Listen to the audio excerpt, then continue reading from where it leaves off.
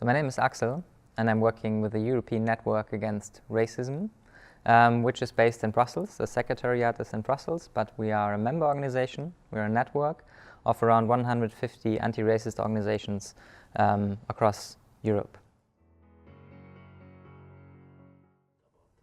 What we've seen is a rise of Islamophobia within different member states with a varying degree, but we see a worrying rise of Islamophobic incidents. And what we are particularly worried about is that Islamophobia is, for example, in France, but also in other European states, targeting primarily women, and then it's women who bear the biggest, or on which Islamophobia has the biggest impact. And we think in that regard it's also important that different civil society organizations join forces to work together. For example, organizations looking at women's rights and also Muslim organizations joining forces to create better cohesion.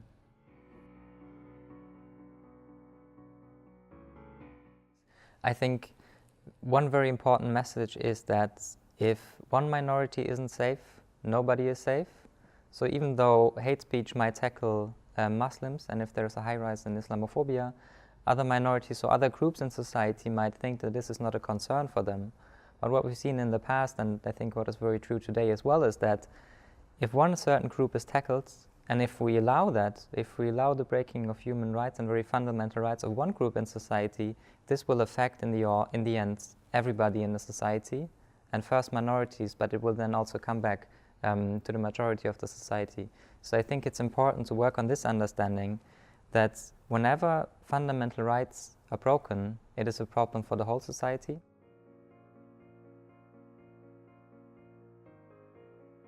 Even though we're working in Brussels and we look at EU policy processes, we are convinced that the work that our members do, what they do at a local level, is very crucial to achieve change in the long term. And then I think it's, as well as I said before, very important to build coalitions and to also work together with organizations that one hasn't worked together before, and to explore new fields of cooperation to tackle, for example, the intersectionality between Islamophobia and gender-based discrimination.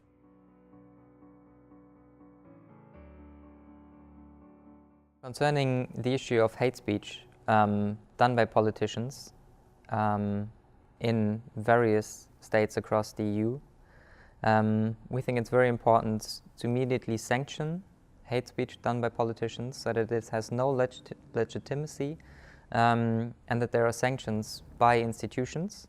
And what we have been doing is working with the European Parliament, and to succeed in the European Parliament sanctioning MEPs, members of the European Parliament, using hate speech during committee or plenary sessions within the European Parliament, so that these actions are immediately sanctioned. And for us at INAR, it's also important to know if, for example, members of the European Parliament, when they are in the local context, when they visit their constituency, if they use hate speech in these incidences, and to have recordings or to have evidence for that we then can use at the European level and to approach the European Parliament with these cases, and to emphasize that members of the European Parliament who do use hate speech need to be sanctioned. It's a tricky bit because what I just said, they can only be sanctioned when they do it in the Parliament and not when they do it outside of the Parliament. We cannot,